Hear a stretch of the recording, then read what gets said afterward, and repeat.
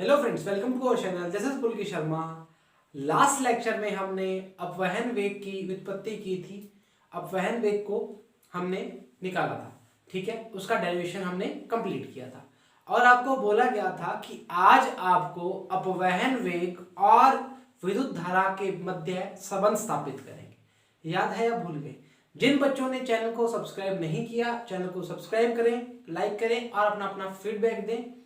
जो बच्चे चैनल पर पुराने हैं वो चैनल को शेयर करें और जिन बच्चों ने लास्ट लेक्चर नहीं देखा वो लास्ट लेक्चर देखें और अपना अपवहन वेग की व्युत्पत्ति डाल के बाय इन्फिनिटी एजुकेशन हब डाल के टाइप करके उसको सर्च करेंगे तो आपको मिल जाएगा। तो आज का जो लेक्चर है वो लेक्चर है अपवहन वेग और विद्युत धारा के मध्य संबंध। तो हम इसके साथ 2-3 टॉपिक और कंप्लीट करेंगे। इसके मतलब एक्सपेरिमेंट जो करेंगे, जो डेरिवेशन करेंगे, इसके साथ साथ 1-2 और करेंगे। तो ध्यान रखना, बिल्कुल कॉपी पेन निकाल लीजिए। स्टार्ट करते हैं। सबसे पहले हेडिंग डालेंगे। क्या हेडिंग डालेंगे? हेडिंग डालेंगे अपवहन वेग व विद्युत धारा में संबंध। ठीक है जी। सबसे पहले 2-3 बातें समझाऊंगा, उसके बाद नई कार्रवाई करनी स्टार्ट करेंगे।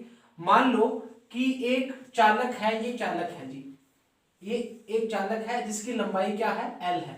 ठीक है, चालक की लंबाई क्या है? L है। हमने इस पे एक बैटरी से जोड़ दिया, इसको एक बैटरी से जोड़ दिया, इसको एक बैटरी से जोड़ा, इस पे पॉजिटिव है और इस पे क्या है? नेगेटिव है।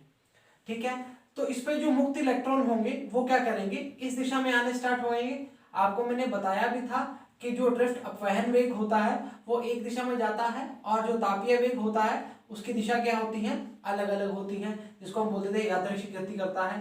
याद है या भूल गए? सर याद है।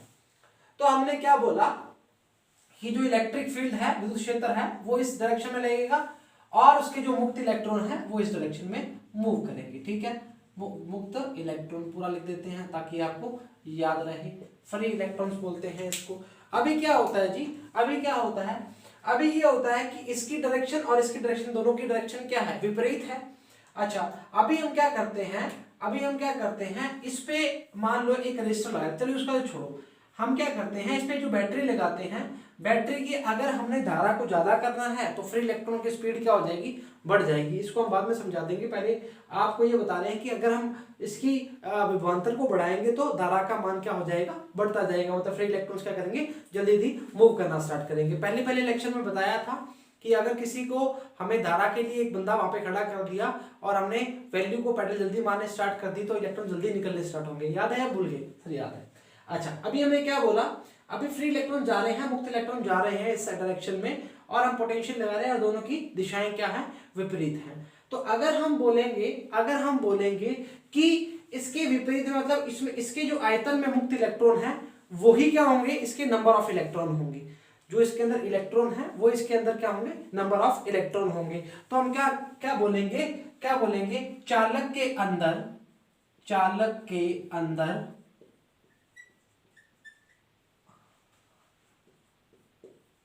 मुक्त इलेक्ट्रॉनों की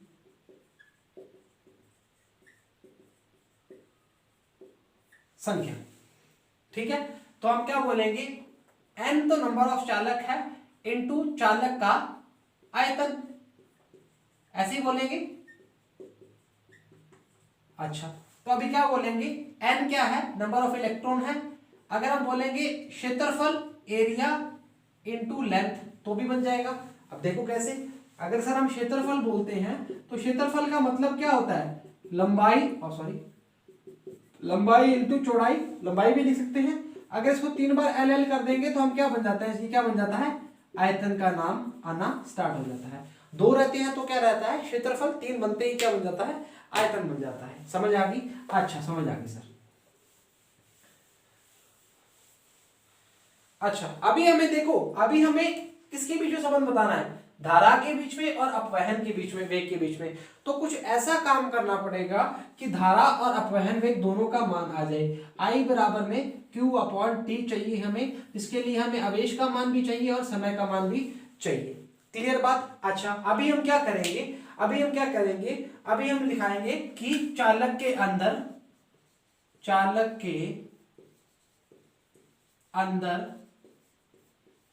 आवेश या कुल आवेश। ठीक है, अभी Q बराबर में क्या होता है, पहले चैप्टर में बताया था, Q बराबर में Ne होता है। Q बराबर में क्या होता है, Ne होता है। यहां हमने क्या लिखा हुआ है, इसकी वैल्यू क्या लिखी हुई है, NaL लिखी हुई है। समझ आ गई, NaL लिखी हुई है। इसको मैं ऐसे साफ करता हूं ताकि आपको दिखे साफ साफ। तो NaLe ये क्या हो जाएगा, ये क्या हो जाएगा, आवेश की मात्रा हो जाएगी। मतलब चालक के अंदर कुल आवेश लिखोगे तो ज्यादा अच्छा रहेगा, चालक के अंदर कुल आवेश लिखोगे तो ज्यादा अच्छा रहेगा। अब देखो सारी चीजें हमारी प्रूव हो रही है क्या, चेक करते हैं पहले। देखो हमने क्या बोला, अब देखो किसी भी बॉडी के अंदर जिस बॉडी का मान लो, इसका मान लो कुछ आयतन लेते हैं, मान लेते हैं जी, इसका कुछ आयतन लेते हैं। तो मैं कहूँ इतना पानी भर दो, इससे ऊपर पानी भर सकते हो क्या, सर नहीं भर सकते। तो इसका आयतन कितना है, इस आयतन में हम इतना काम कर सकते हैं। तो हमने क्या किया, उतने आयतन में चालक का जितना आयतन था, चालक का कंडक्टर का जितना आयतन था, उतने आयतन में ही नंबर ऑफ इलेक्ट्रॉन कितने हैं, n है। ठीक है बात, n area into length NaL बन गया।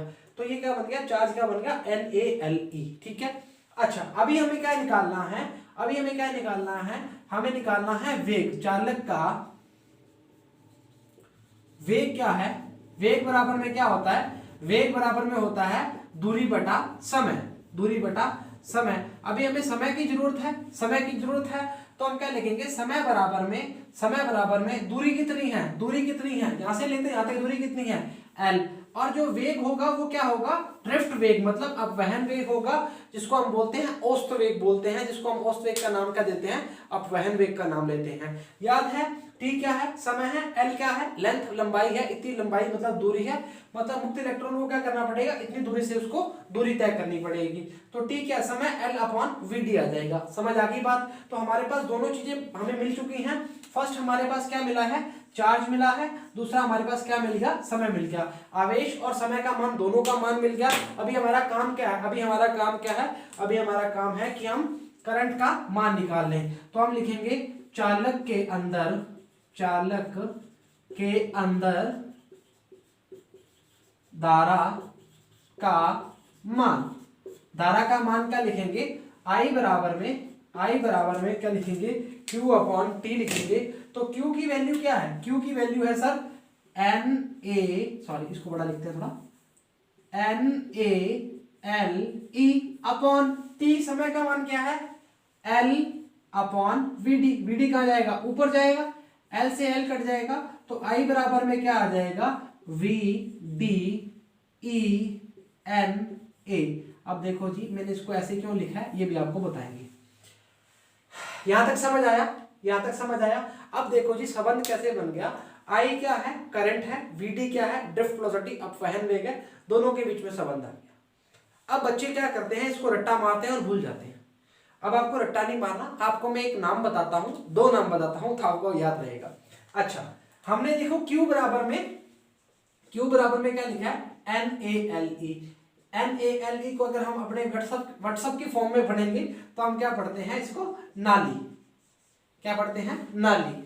और I बराबर में हम क्या लिखते हैं, VDENA। इसको हम क्या पढ़ते हैं, VENA। क्या बोलते हैं इसको, इसको बोलते हैं वीना। इसको क्या बोलते हैं, वीना। तो समझो जी, एक चीज को समझो कि क्या बोला मैंने सॉरी, Q बराबर में नाली, तो हम क्या बोलते हैं, नाली के अंदर क्या बहता है, पानी। तो चार्ज भी क्या करते हैं, बहते हैं कहां पर, चालक के अंदर। तो बहने से मतलब क्या हो गया, बहने से मतलब हो गया वो फ्लो कर रहे हैं। फ्लो करने का मतलब क्या हो गया, नाली के अंदर फ्लो कर रहे हैं। तो आज के बाद कभी भी कोई पूछ ले चालक बहता है तो I बराबर में क्या, सॉरी Q बराबर में क्या आएगा, तो आप क्या बोलेंगे, नाली। आपने दिमाग में रखना, किसी को बताना नहीं कि बेइज्जती करवा लो। NaLe तो नाली क्या आएगा, उसकी वैल्यू है। अच्छा सेकंड हम क्या बोलते हैं, सेकंड हम बोलते हैं कि I बराबर में जो विद्युत धारा का मान है वो क्या है, वीना है। ये तो याद रहेगा आपको। अच्छा एक बात और ध्यान रखना जी बच्चों, कि अगर VD मैंने इसके नीचे लिखा है तो आप कहीं VD ऐसे मत लिख देना। तो बच्चे क्या करते हैं, थोड़े टाइम बाद ऐसे, ये पहले D बनता है, फिर ये D थोड़ा इतना बड़ा हो जाता है, सॉरी ये D थोड़ा इतना बड़ा जाता है, फिर ये D ऐसे बन जाता है, फिर सोचता है यार ये D कहां से आ गया। तो फिर D वो देखता है बीच में डिस्टेंस, मतलब दूरी कितनी है, इन दोनों के बीच दूरी देखता है, इन दोनों के बीच दूरी देखता है, तो समझ नहीं आता। तो आपको मैंने साफ साफ बता दिया, इसको वीना से याद रखो, इसको नाली से याद रखो। वापिस समझेंगे, वापिस एक बार समझा देता हूँ, समझ आ जाए तो ठीक है, नहीं तो पूछ लेना जी। ठीक है, चालक के अंदर मुक्त इलेक्ट्रॉन की संख्या N इंटू चालक का आयतन। N equal to area into NaL बन गया जी। अच्छा, चालक के अंदर कुल आवेश कितना है, Q मतलब Q बराबर में क्या होता है, N ही होता है। तो इसमें मुक्त N थी, मतलब ये वैल्यू किसकी है, N की वैल्यू है। तो N की वैल्यू कितनी है, NaLe। चालक का वेग क्या, वेग बराबर दूरी बटा समय। तो हमने क्या बोला, T बराबर L/V। हम ऐसे भी लिख सकते हैं, चालक का वेग उसके सिरों पर या उसके सिरों पर विभवांतर लगाने पर, ऐसा भी लिख सकते हैं, कोई चालक जो चक्कर नहीं है। तो चालक के अंदर धारा का मान क्या हो गया, I बराबर में NaLe, मतलब I बराबर में Q/T होता है, हमने बताया हुआ है। तो Q की वैल्यू हमने क्या रखी, NaLe, और इसकी वैल्यू क्या रखी, L/Vd। तो L से L कट गया, तो क्या आएगा, VENA। तो V ना क्या आ जाएगा, इसका आंसर आ जाएगा। उतारना चाह रहे हो उतारो। उसके बाद हम इस पे ओम के नियम से मुक्त इलेक्ट्रॉन के द्वारा ओम का नियम की व्युत्पत्ति करेंगे। उतार सकते हो, उतारना चाह रहे हो तो उतारो, मैं इसको इरेज करता हूँ। ठीक है जी, इरेज कर दें। अच्छा जी, चलो 1 सेकंड का समय दिया है, आप इसको उतारो और मैं आपको फिर कराता हूँ मुक्त इलेक्ट्रॉन के द्वारा ओम के नियम की व्युत्पत्ति। ठीक है, अच्छा इरेज करते हैं जी।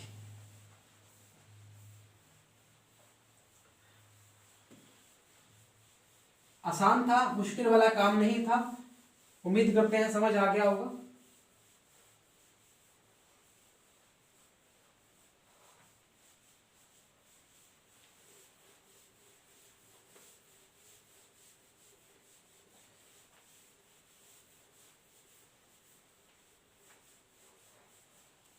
अभी जो प्रूव किया है उसको हम साइड में लिख देते हैं ताकि हमें याद रहे। ठीक है, Q बराबर में क्या था, NaLe। ठीक है, L हमने स्मॉल लिया था तो स्मॉल ले लो। और I बराबर में क्या था, VDENA, वीना। ठीक है, ठीक है, अभी समझो जी। अभी हमने क्या देखा, अभी हमने क्या करना है, मुक्त इलेक्ट्रॉन के कारण, या सीधा बोलेंगे ओम के नियम की व्युत्पत्ति। ठीक है, ठीक है, हम लिखेंगे अब ओम के नियम की व्युत्पत्ति। मुक्त इलेक्ट्रॉन के कारण ओम के नियम की व्युत्पत्ति, किसके कारण, ऊपर लिख देता हूं,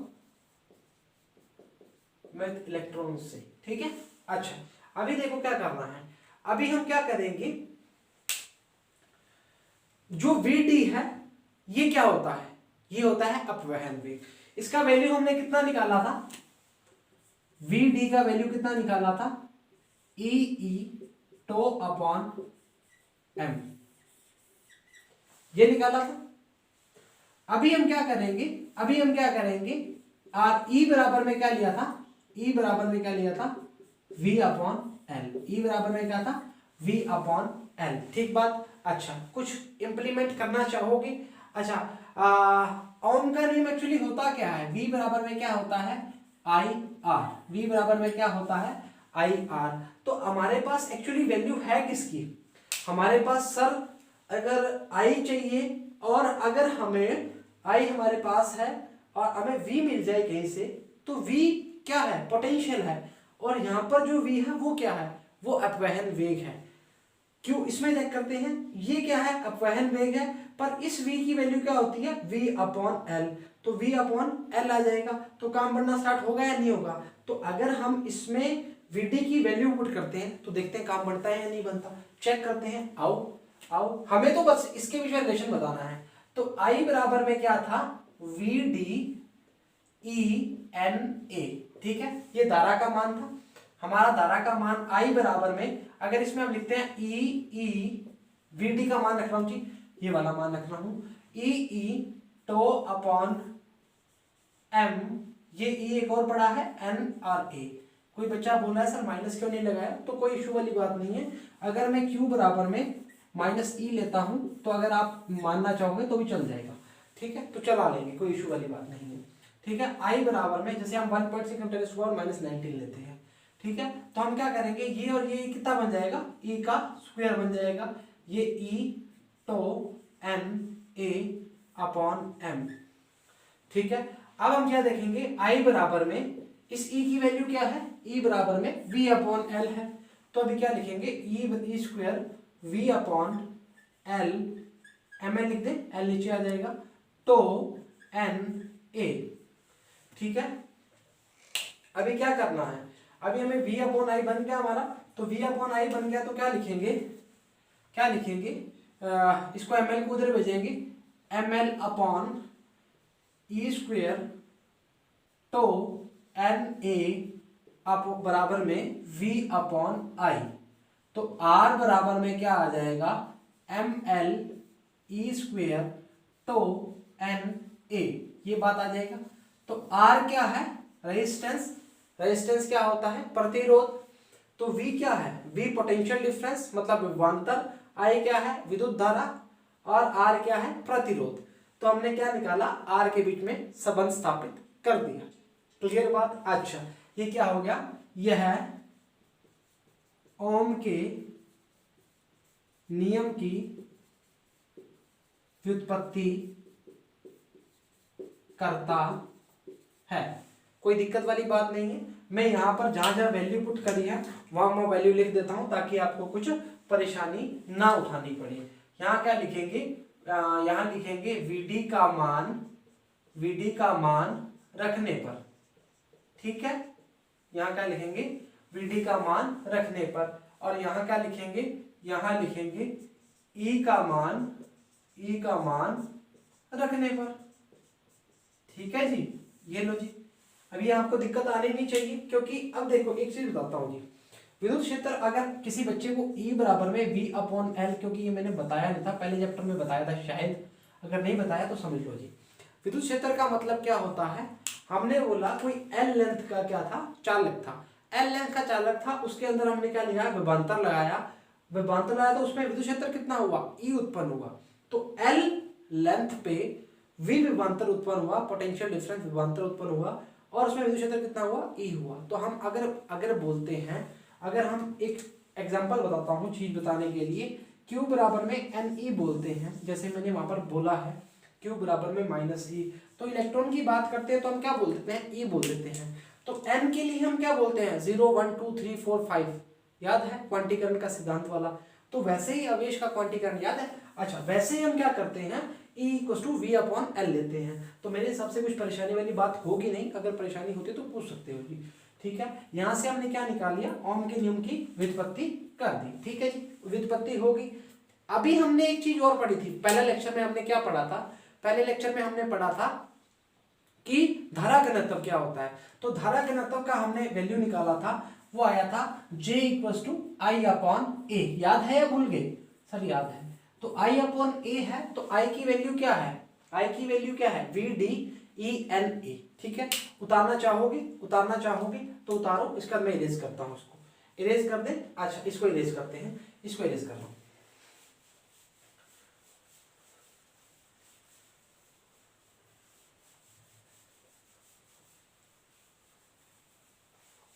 इसको इरेज कर दे, इसको भी इरेज कर दे। अच्छा, अभी क्या करेंगे, इसको इरेज नहीं करेंगे, इसको साइड में लिखेंगे फिर इरेज करेंगे। R बराबर में क्या आया, R बराबर में ml अपॉन में E² तो Na, ये क्या आ गया, रेजिस्टेंस। ठीक है, इरेज कर दे, हाँ जी कर देते, इरेज कर देते हैं। अच्छा, अभी देखो धारा घनत्व क्या होता है, धारा घनत्व क्या होता है, धारा घनत्व होता है J बराबर में I अपॉन A। I क्या होता है सर, करंट होता है बेटा। A क्या होता है, उस एरिया की बात करते हैं। जो बच्चे नए हैं वो पहला लेक्चर देखें, उनको समझ आ जाएगा। मतलब हम क्या बोलते हैं, किसी भी एरिया में से अगर धारा का मान जा रहा है, उस एरिया को हम क्या बोलते हैं, उसका धारा घनत्व कहते हैं, करंट डेंसिटी बोलते हैं। क्लियर बात, समझाया हुआ है। J.A cos थीटा के बीच में भी बताया हुआ है, क्योंकि यह एक सदिश राशि होती है, ये भी बताया हुआ है। कोई बात नहीं, बच्चों ने नहीं देखा तो देखेंगे आराम से, देखो जल्दी से, एग्जाम पास में आ रहे हैं। अच्छा, I की वैल्यू क्या है, I की वैल्यू है VDENA अपॉन A। ठीक है जी, अब एरिया से एरिया काट देंगे जी, तो J बराबर में क्या आएगा, VDEN। अगर आपकी इच्छा मानती है तो VD का मान रख दो, VD का मान रखने पर, VD का मान रखने पर, मान कर दिया इसका, हमने रिस्पेक्ट कर दी इसकी, तो हमने क्या बोलेंगे ई टो अपॉन m, और ये पढ़ा है पहले तो ई स्क्वायर हो जाएगा, ये क्या बन जाएगा n बन जाएगा। इरेज कर सॉरी उतारना चाहेंगे उतार सकते हैं, e square e to n upon m, अगर माइनस लगाना चाह रहे हो तो लगा दो, कोई चक्कर वाली बात नहीं है।